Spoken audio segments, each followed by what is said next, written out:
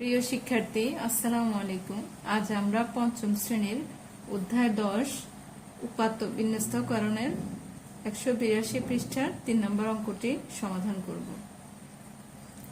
প্রশ্ন: একটি বিদ্যালয়ে 500 জন শিক্ষার্থী আছে।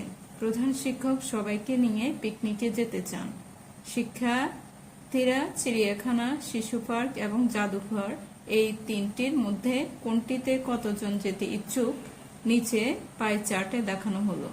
এখানে যে টোটাল স্টুডেন্ট হচ্ছে 500 জন, তার ভিতরে পিকনিকে যেতে চায় সবাই, চিড়িয়াখানায় যেতে চাই হচ্ছে কিছু জন শিক্ষার্থী, তারপর শিশু পার্কে যেতে চায় কিছু জন, জাদুঘরে যেতে চায়। এখন প্রশ্ন হচ্ছে যে কতজন শিক্ষার্থী চিড়িয়াখানায় যেতে ইচ্ছুক, কতজন শিক্ষার্থী শিশু পার্কে যেতে ইচ্ছুক, আর কতজন শিক্ষার্থী জাদুঘরে যেতে ইচ্ছুক। এখানে পাই চার্টে লিখে আছে যে শিশু পার্কে যেতে চায় 55%, চিড়িয়াখানায় যেতে চায় 12%, জাদুঘর যেতে চায় 33%। টোটাল শিক্ষার্থী হচ্ছে 500, অর্থাৎ 500-র ভিতরে 12% যায় হচ্ছে চিড়িয়াখানায়, 500-র ভিতরে জাদুঘরে যায় 33%, আর শিশু পার্কে যায় 55%। এখন প্রথম প্রশ্ন হচ্ছে কতজন শিক্ষার্থী চিড়িয়াখানায় যেতে ইচ্ছুক। তাহলে আমি এখন লিখবো চিড়িয়াখানায় যেতে ইচ্ছুক।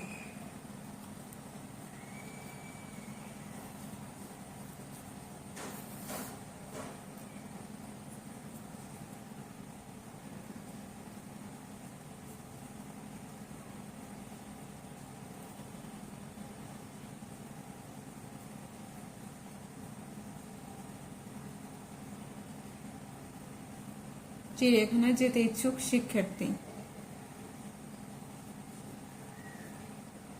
সমান টোটাল স্টুডেন্ট হচ্ছে শিক্ষার্থী হচ্ছে 500 জন, তাহলে লিখবো 500 এর, লিখবো 500 এর কত পার্সেন্ট চিড়িয়াখানায় যেতে চায়। এখানে লেখা আছে পাই চার্ট থেকে দেখতে বলছে 12%, তাহলে 500 এর 12% হচ্ছে কি চিড়িয়াখানায় যেতে চায়। তোমরা আরো জায়গা, আমার এখানে ক্যামেরা উঠবে না, এই জন্য আমি ওই পাশে লিখতে চাচ্ছি না, তো আরো এই পাশ করে তোমরা এই পাশ করে লিখবা আমার এখানে। তারপর হচ্ছে 500 যেভাবে সেভাবে থাকবে, 500 এর মানে হচ্ছে গুণ, আর 12% মানে 12/100।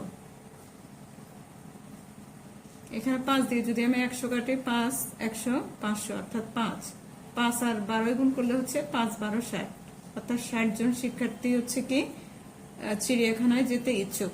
তাহলে কতজন? হ্যাঁ, 60 জন শিক্ষার্থী চিড়িয়াখানায় যেতে ইচ্ছুক। এখন হচ্ছে খ বললো যে, আমরা লিখবো, খ বললো যে শিশু পার্কে যেতে ইচ্ছুক কতজন, তাহলে আমরা লিখবো শিশু পার্কে যেতে ইচ্ছুক। শিশু পার্কে যেতে ইচ্ছুক শিক্ষার্থী হচ্ছে টোটাল শিক্ষার্থী আমরা দেখলাম 500 জন, 500 এর ভিতরে 500 এর মধ্যে শিশু পার্কে যেতে চায়, প্রশ্নে আছে হচ্ছে শিশু পার্কে যে 55%, তাহলে আমরা 55 লিখব, 55% সমান 500 গুণ এর মানে গুণ 55 উপরে, আর পার্সেন্ট মানে 100, 5 100 500 5 দিয়ে কাটলাম, তারপর 55 5 দিয়ে গুণ করলে হয় হচ্ছে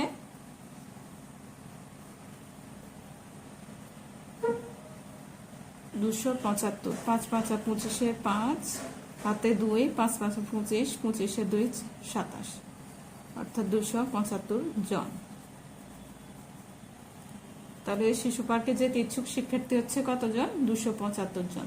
তারপরে ঘ প্রশ্ন করছে, হ্যাঁ, এবং ঘ বলছে জাদুঘরে যেতে চায় বা যেতে ইচ্ছুক কতজন শিক্ষার্থী, তাহলে আমরা লিখবো জাদুঘরে যেতে ইচ্ছুক শিক্ষার্থী।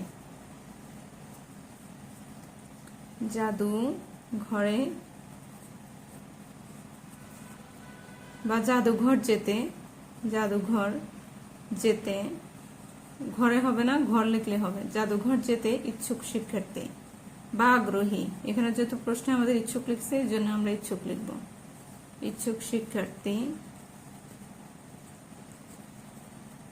সমান জাদুঘরে যেতে ইচ্ছুক শিক্ষার্থী হচ্ছে 33%।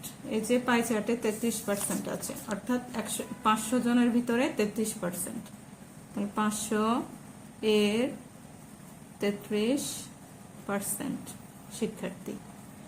তাহলে সমান 500 জন, এখানে জন লিখতে পারো, এখানে এর সাইডে জন লিখতে পারো।